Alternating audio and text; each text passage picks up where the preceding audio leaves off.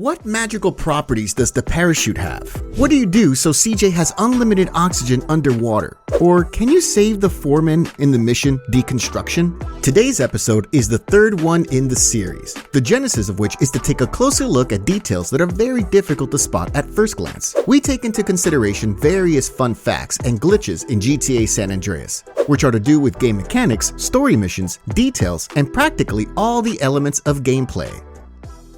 The question, what is the most powerful weapon in GTA San Andreas? The majority would probably answer minigun or the rocket launcher.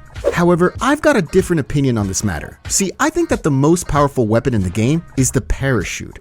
I reckon that because the minigun, for example in the mission Los Sepulcros, is not able to destroy the admiral parked at the cemetery, same goes for the rocket launcher. And the parachute is able to, and with ease too. For real. For some totally unknown reason, if we got the parachute equipped, the vehicles which were made absolutely indestructible in the mission's code are all of a sudden made possible to destroy.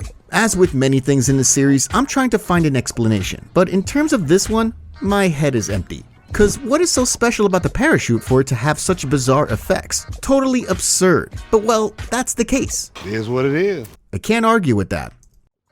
By the way, going back to the Los Sepulcros mission, where we got that invincible admiral, it turns out that if we destroy it with the help of the parachute, after entering the marker, the mission fails and displays a dedicated message. It doesn't make sense, since the car is, after all, indestructible. And if someone is able to push it all the way to the water before the timer runs out, because let me note that using a tow truck is futile here, well, that would be very impressive. Can't be done. I never said impossible, just very difficult.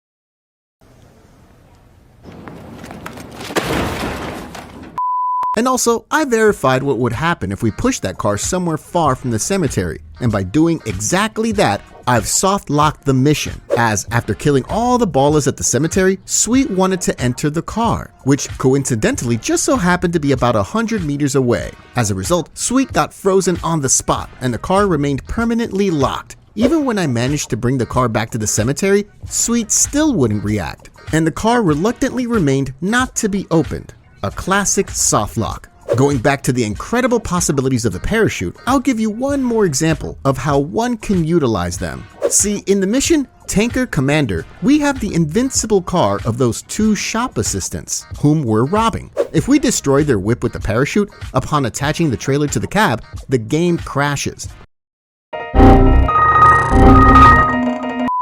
The same happens if we manage to kill the two shop workers. That can be done with the help of a certain trick. First, we take a car and place it about a half a meter from the window. Then we take a bicycle and we drive it into the gap we created. We leave the bicycle and voila, we're inside of the shop, and we may kill the two shop workers without any problems. In order to go back outside, one should go to the back area of the shop, where the floor isn't solid. Therefore, CJ falls underground, and soon the game teleports us back outside. And as I mentioned, after attaching the trailer, the game crashes. In a comment, you may share some ideas as to in what other missions the parachute's lethal properties could be utilized for some interesting effects.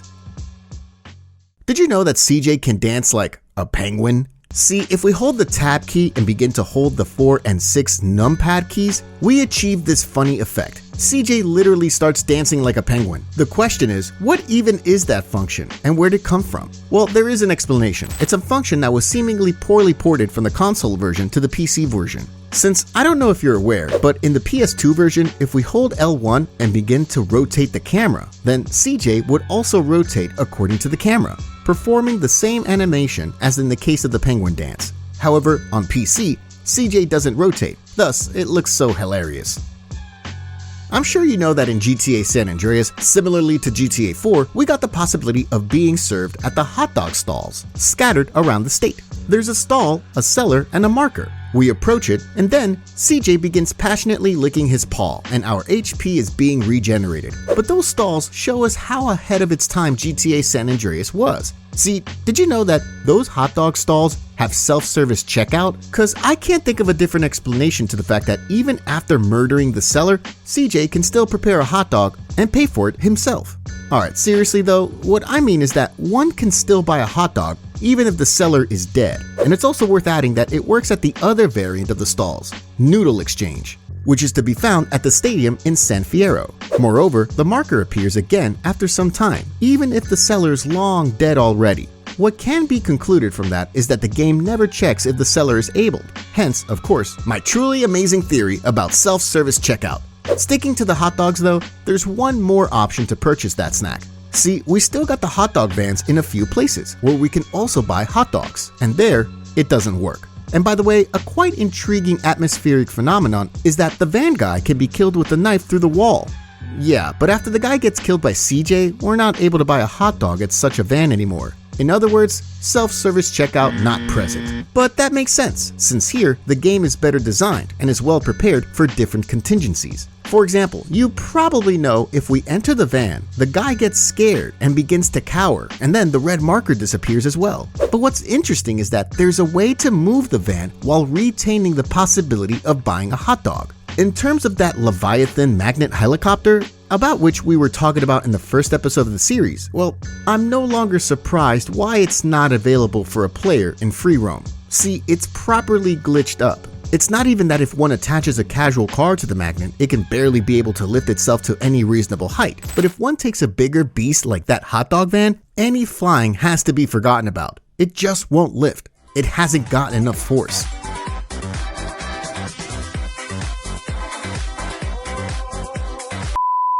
This son of a gun can be towed with a tow truck though, and it's actually quite funny because you literally can take the guy whenever you wish, and he'll still be able to sell us hot dogs. What I was interested to check about this is what would happen if we placed the van in such a way so the spot in which the marker appears were, for example, directly above the water. I mean, a situation which you can see on the screen right now. See, it turns out that the game spawns a sphere at the bottom of the ocean. However, it won't work. See, the sphere is at the bottom, as that's how spheres work in this game. They spawn on the ground, no matter the entered Z coordinate. In turn, the check whether a player approached the van works as usual. So one has to simply fly to the place where, in theory, the marker should appear, and then CJ's HP will be recovered and the sphere at the bottom of the ocean will disappear. And the animation of hands licking will trigger only once we unequip the jetpack. And in the end, a question for you, cause while I was driving the tow truck with the hot dog van hooked up, it was possible at times to achieve a similar effect to the tractor train trick. So what you can see on the screen right now. And that's one thing that sometimes funny outcomes can be led to. But once it occurred to me that after the glitch with turning worked, the tow truck lost its cable. Personally, I've never witnessed anything like that before. And I'm not sure that was just a one-time glitch, or has it always been a thing? The first one makes even more sense, as it turns out that even with the cable gone, it still sort of works. As in, we still can hook vehicles to it, only that it's invisible. Let me know if you ever encountered such a thing. In GTA San Andreas, we're dealing with two types of shadows. We got the shadows of vehicles and various objects, and those are very sharp. And also, we got the player shadow, which differs in sharpness, which is to be observed on the screen now. And yeah, all good. But the catch is that those two shadows may overlap. So for instance, by walking under the bridge, although both shadows are created by the light from the same source being blocked, the sun of course, we're still able to see both of them simultaneously, which is completely nonsensical obviously. It looks even more bizarre if we're on a single track vehicle, as then not only is the shadow of CJ visible, but the shadow of a bicycle, for example, blends with the bridge shadow, which looks simply absurd. In the case of regular cars, we won't observe anything like that, since upon entering a car, the game deactivates the player's shadow. Like, I get why CJ got a separate type of shadow, since it's just easier on the eye, but unfortunately, it hasn't been programmed with sufficient attention to detail. And actually, in my opinion, all PC shadows were not designed too well, cause for me, well, they're not very attractive to put it mildly. Those from the PS2 version fit way better and just simply look better. Those on the PC are far too sharp and barely visible. In the mobile version, it was slightly improved. However, there's also no shortage of goofy oversights, but that's another discussion.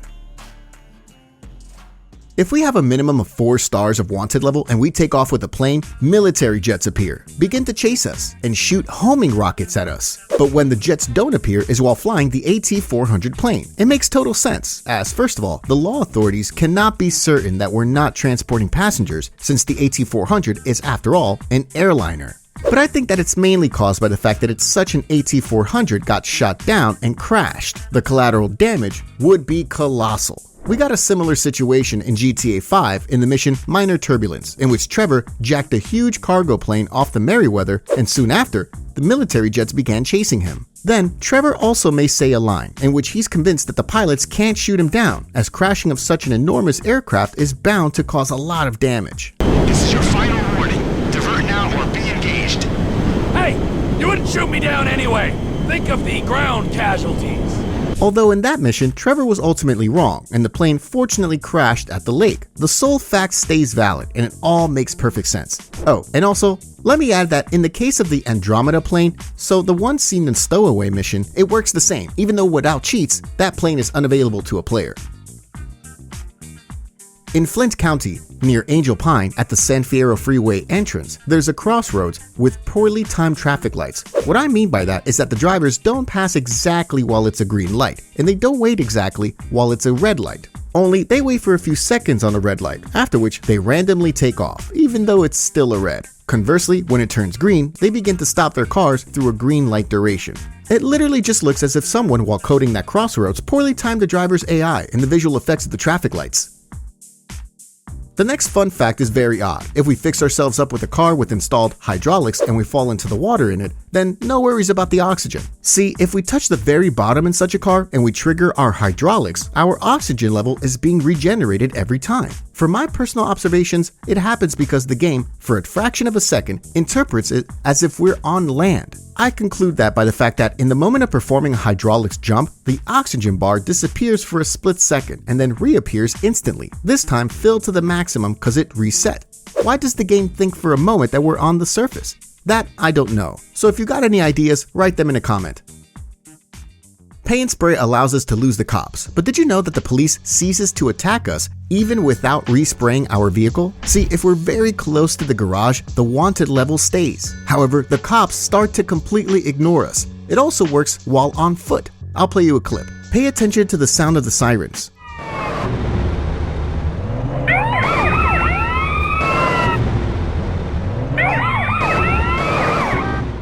And take a look at this clip, which undeniably confirms the validity of my thesis.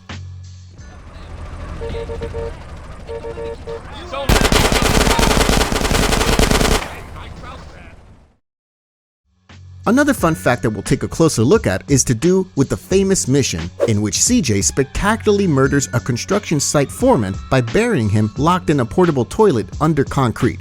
See, I felt sorry for him, and so I managed to find a way to save him. How's it done? First, we need to arm ourselves with satchel charges. Then, once we've destroyed all the portables at the site and we've pushed the foreman's toilet into the hole, before we enter the marker with a cement truck, we throw the charges into the hole next to the toilet. The plan is for the explosion to cause the toilet to fly back out of the hole. Once done correctly, we may proceed with the mission. However, while approaching the hole with the cement truck, we must not let the toilet out of our sight, as if we do, it may sometimes teleport back to the hole and the trick doesn't work. But if we manage to avoid that, there you go. The foreman has been saved from a disgusting death. However, maybe it's best if we don't verify it, as it's hard to believe that the explosion hasn't torn him apart. And that would be it when it comes to today's glitches in San Andreas. If you enjoyed it, like, subscribe, and don't forget to trigger the bell to not miss anything. On the screen, you got 2 videos. Perhaps they're of your interest, so I recommend you to check them out. Thank you for watching, and until the next one.